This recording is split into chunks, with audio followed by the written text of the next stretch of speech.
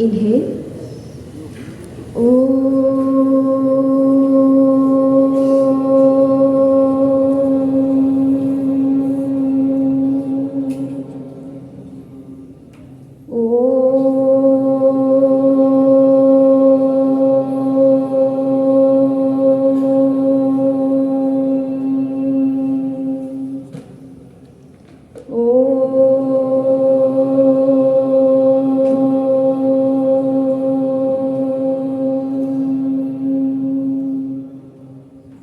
Starting prayer.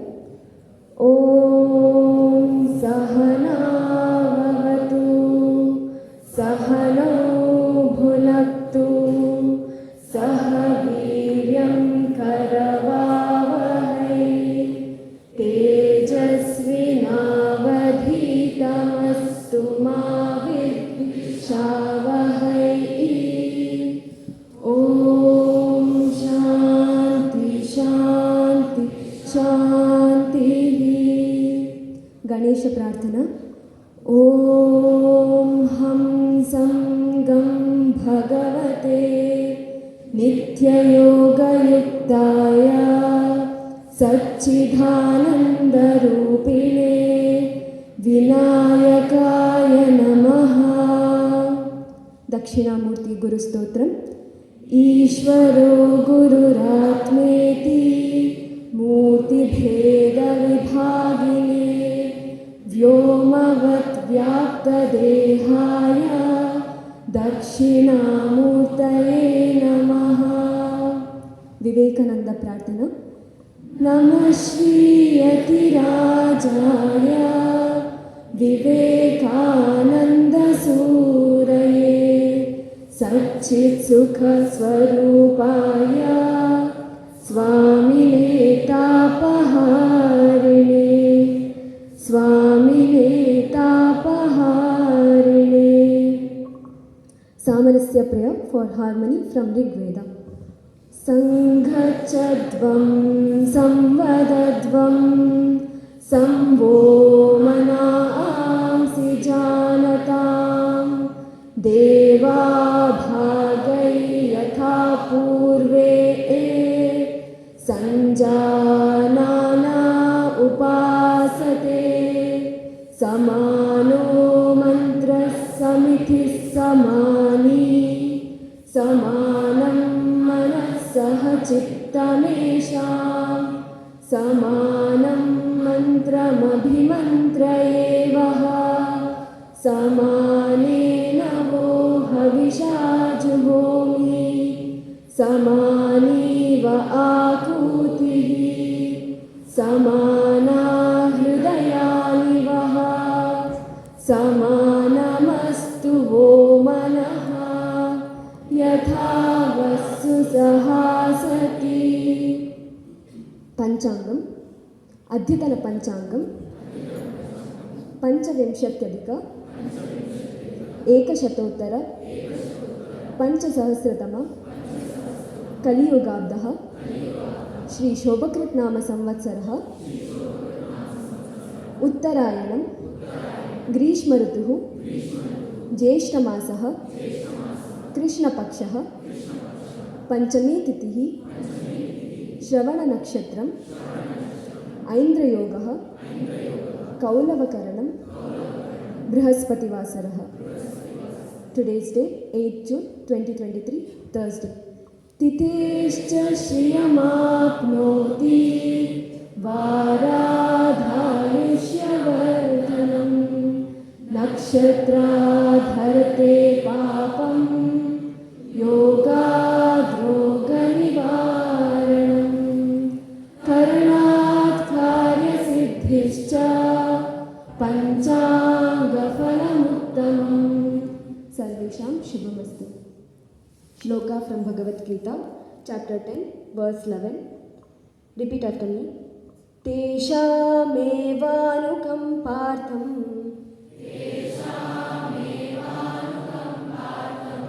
अहमज्ञानजं तमः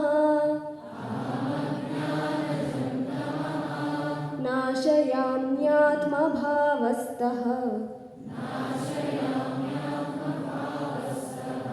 ज्ञानदीपेन भास्वता. Meaning, out of compassion for them, I, who dwell within their hearts, destroy the darkness born of ignorance with the luminous lamp of knowledge. Namaste everyone, Suprabhatam. In the yesterday's shloka, it was told that Bhagavan said himself that I will give Buddhi Yoga, the right knowledge to the devotees, and they will become one with me. So, what type of devotees will be given this Buddhi Yoga, the right knowledge? Let us see that. In the last Thursday session, I have elaborately discussed there are 3 levels of understanding Bhagavan. The first level is that every object we see in the world, we see the object is there and there is a creator of the object. Now the entire world is a creation which is not created by any individual. So we know there is a creator of the world, Ishvara. But there is a problem in this understanding. What is the problem? That where does the raw material come from? The raw material should be separate from the creator. Like the pot is made by the potter and the material used is clay. So potter and clay are always separate. Then how we can appreciate that God himself has created? Because in scripture it is told, before creation, God alone was there. Then how to appreciate that? For that, Upanishad gives us the example of a spider. Spider, who is the creator, brings out the raw material from within to create the web. So in this way we can appreciate the same creator can also be a material cause. And whenever we can see that everything in the world we can appreciate as Ishvara only. How? Because the material cause can never be separated from the product. Like the clay, which is the material of the pot. Till the pot exists, it can never be separated from the pot. So pot and clay are inseparable. The material cause is inseparable from the product, the world. So Ishvara is seen everywhere by this second level of understanding of Ishvara, and that devotee is called Vishwarupa Bhakta. To that Bhakta, Bhagavan will give Buddhi Yoga, the right knowledge, because of which he will become one with Ishvara. And becoming one with Ishvara is the next level of understanding. And how that will happen, that is the process is told in this shloka. We will see Pada Vicheda. Tesham eva anukampartham aham ajnanajam tamaha nashayami atmabhavasthaha jnanadipena bhasvata. Tesham eva, to those devotees alone, anukampartham, out of compassion.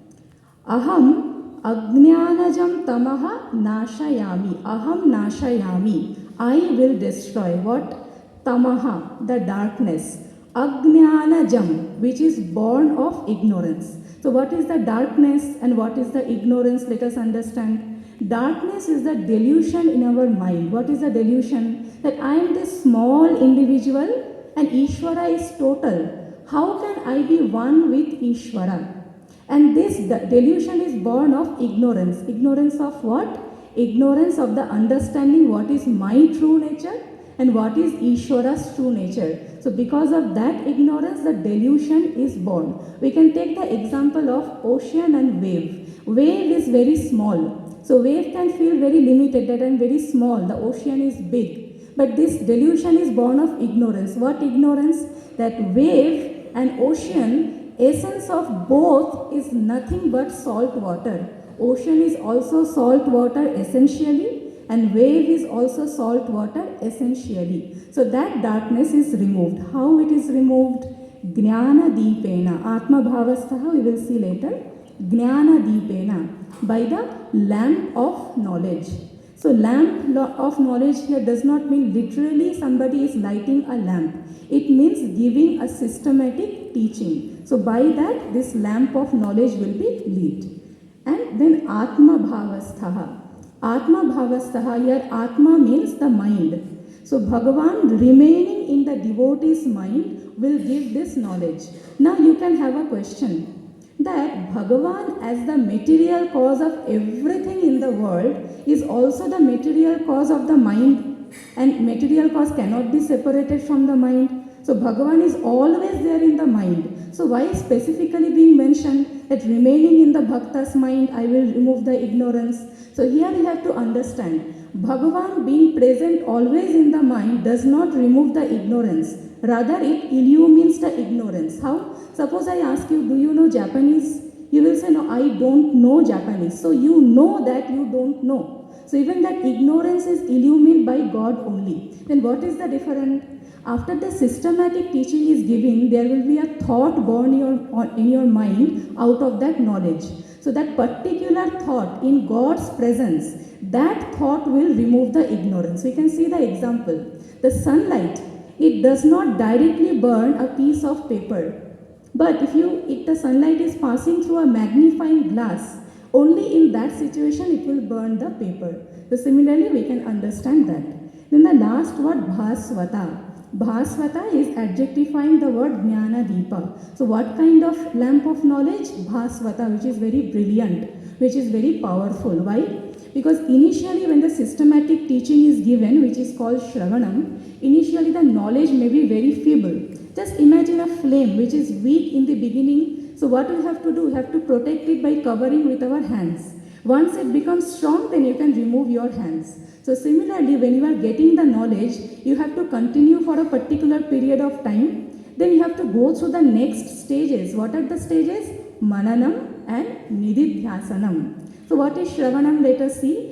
Yesterday's speaker has requested me to mention one thing. Yesterday by mistake he has told Shravanam means reading. But Shravanam is not reading. It is exposing yourself to the systematic scriptural teaching handled by a competent guru. So that Shravanam has to be continued. Then the next step is Mananam. What is Mananam? Because after having the knowledge through listening to the scripture, there can be some doubts born in the mind. So we have to now clarify the doubts with the guru. And that doubtless knowledge will come by Mananam. Then comes Nididhyasanam. Nididhyasanam is assimilation or internalization of the knowledge.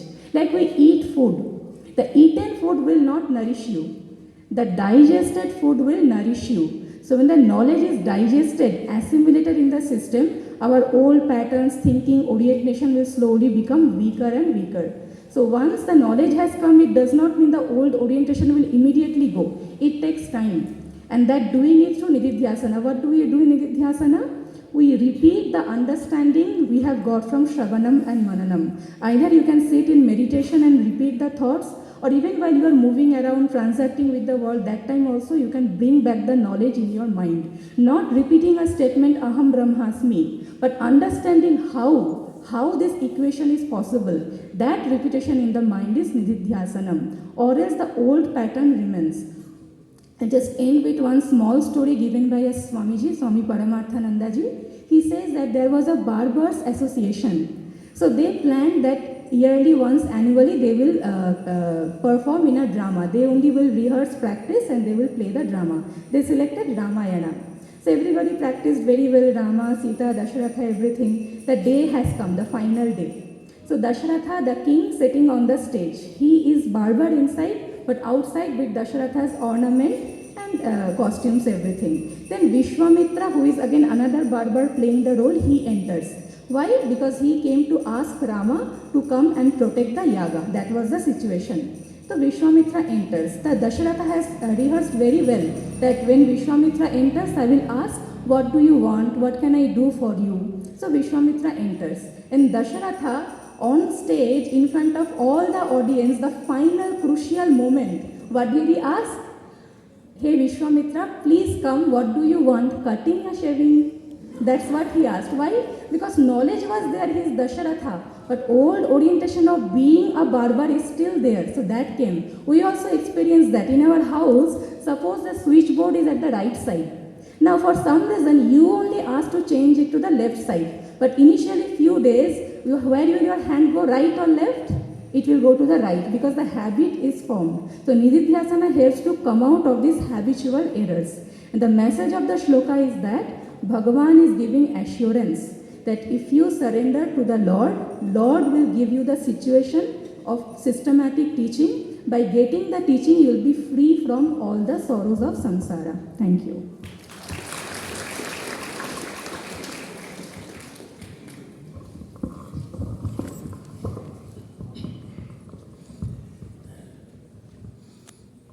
Sri Gurubhyo Namaha.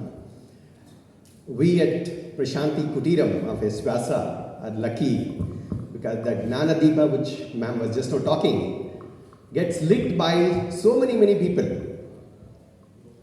We get a chance to interact with many different people who have achieved a success in their life and come here to share their knowledge with all of us. Today we are very happy to introduce two such personalities from two different organizations. We have Shri Suresh Bhagaria and his family, who has been associated, this family has been associated with Esvyasa for last 20 years. Sir, we take this opportunity to convey our grateful thanks for all the support which you have been giving us for the last 20 years. He is a chairman of Bhagaria Industries, chemical industry chain, and we are very happy that he along with his family and they have come here to visit Prashanti Kutiram, and we happily welcome you, sir. Also, we have another two very great personalities who are coming from Ayush Ministry. As you know, we as yoga institution, we are very familiar with Ayush. We have Dr. SRK Vidyardhi, director of the Ayush Ministry from New Delhi. Also, Dr. HR Vadiraja, research officer from CCRI, Government of Karnataka. They both have come. Thank you very much, sir, for your presence here. They have come here to sort of review the project of Center of Excellence, which is given to our Esvyasa by the Ministry of Ayush.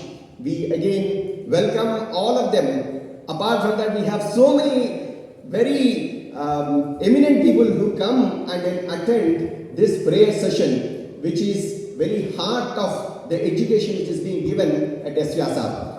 Now we will end the session with Shanti Mantra. After that, I request Sri Suresh Bhagaria sir to come and hoist the flag.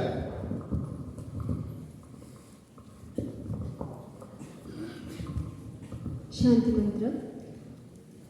सर्वे भवन्तु सुखिनः, सर्वे सन्तु निरामयाः, सर्वे भद्राणि पश्यन्तु, मा कश्चित् दुःखभाग् भवेत्। ॐ शान्ति शान्ति शान्तिः। I request everyone to raise for Shanti. Attention, please.